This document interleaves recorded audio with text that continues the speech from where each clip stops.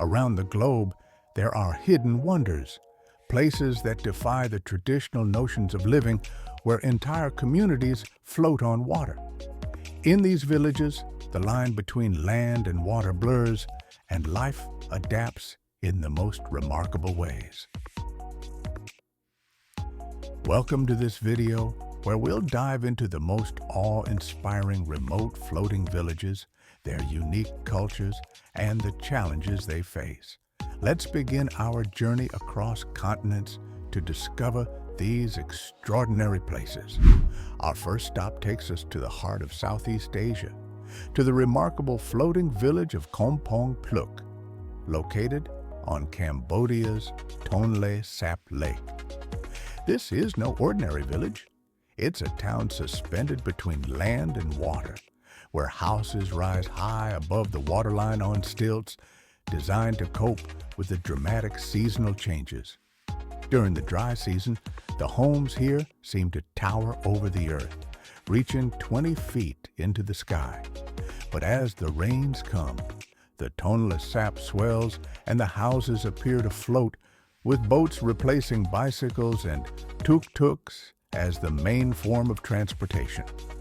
The people of Kampong Pluk are primarily fishers, and their lives are intricately linked with the rhythms of the lake. The rising and falling waters dictate everything: when they fish, when they plant crops, and even when they can move freely. But this floating village is not just about survival. It's a thriving community with schools, temples, and shops, all floating along the waterways. In the wet season, children travel to school by boat, while during the dry season, they walk on dry ground. Even spiritual life here is deeply tied to the water. The Buddhist temples, perched on high stilts, seem to float above the lake, offering both protection from the elements and a serene place of worship. Kampong Pluk is a testament to human resilience and adaptability, where life has flourished on water for generations.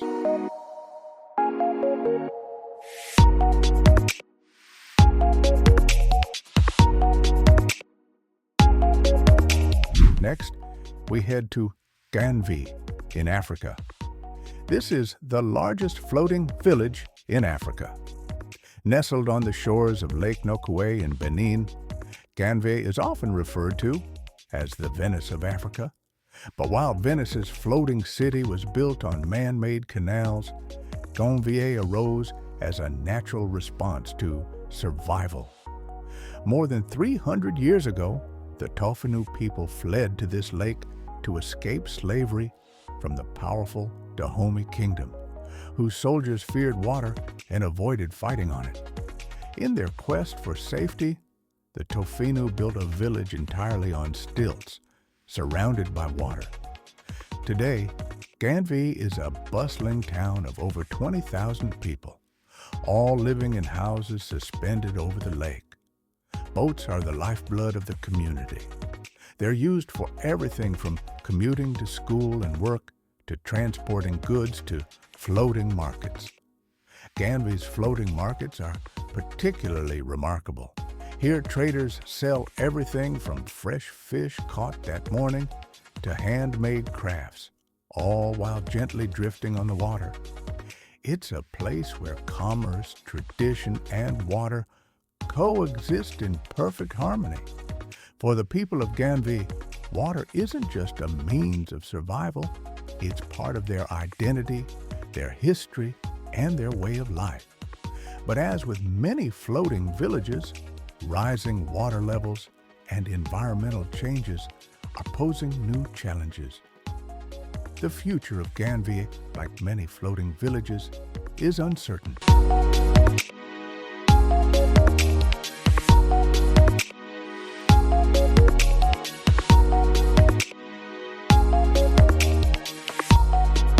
Our next stop is Koh Phangan, Thailand, a stunning floating village built in the shadows of towering limestone cliffs. Located in Phang Nga Bay, this Muslim fishing village is famous not only for its beauty, but also for its unique way of life. Built entirely on stilts over the water, Koh Phangan is home to about 1,600 people, most of whom live off the sea. Fishing has been the lifeblood of the community for generations, and nearly everything here, from houses to schools and even a floating mosque, rises above the waters. But perhaps the most famous aspect of this village is its floating soccer field. Decades ago, the children of Koh Phangan dreamed of playing soccer, but there was no flat land available, so they built their own floating pitch using wooden planks and discarded materials. Today, the floating soccer field is a source of immense pride and has even produced professional players. Koh Phangan is more than a village. It's a symbol of creativity and adaptability. Where others saw limitations, this community found solutions. And while tourism has brought new opportunities, it's the strength of the community's traditions that keeps Koh Phangan afloat, both literally and metaphorically.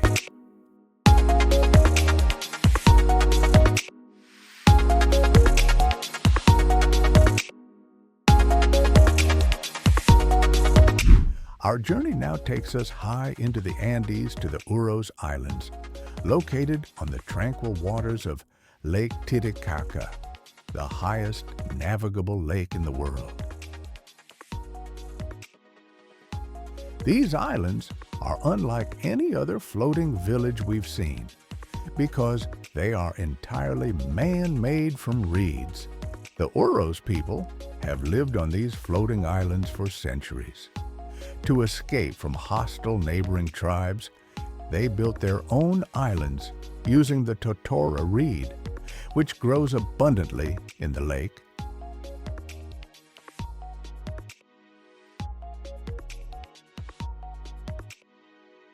The reeds are woven tightly to form a foundation that floats with homes, schools, and boats made from the same material. Maintaining these islands is no small feat. The Uros must constantly replenish the reeds as the base of the islands slowly rots in the water. Despite these challenges, the Uros people have maintained their way of life for generations, deeply connected to the lake and its resources.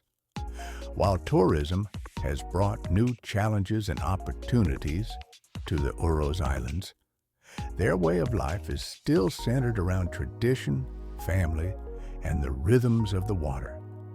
The Uros are a living example of how humans can adapt to their environment in extraordinary ways.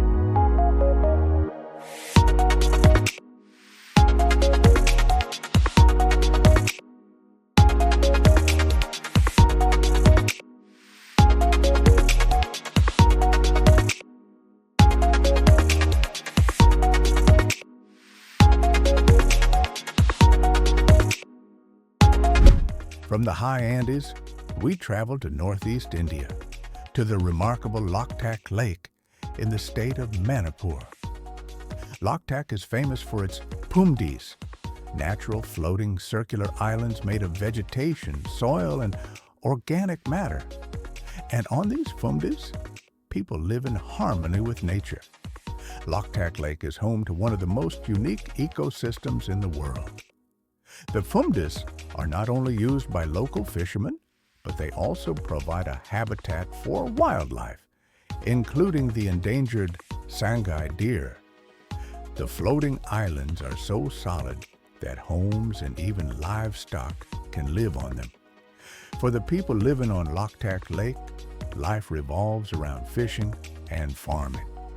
The floating islands provide fertile ground for cultivation, while the lake is rich with fish. It's a delicate balance between human life and the natural environment, a harmony that has existed for centuries.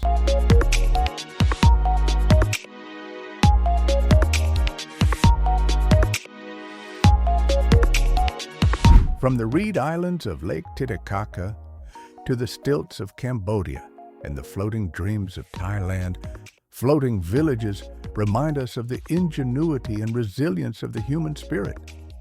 These communities, shaped by water and survival, offer a glimpse into worlds where nature and humanity live side by side. As we continue to face rising waters, environmental challenges, and urban expansion, the lessons from these floating villages become ever more relevant. They show us how to live in harmony with our surroundings, adapt to change, and find beauty in the unexpected.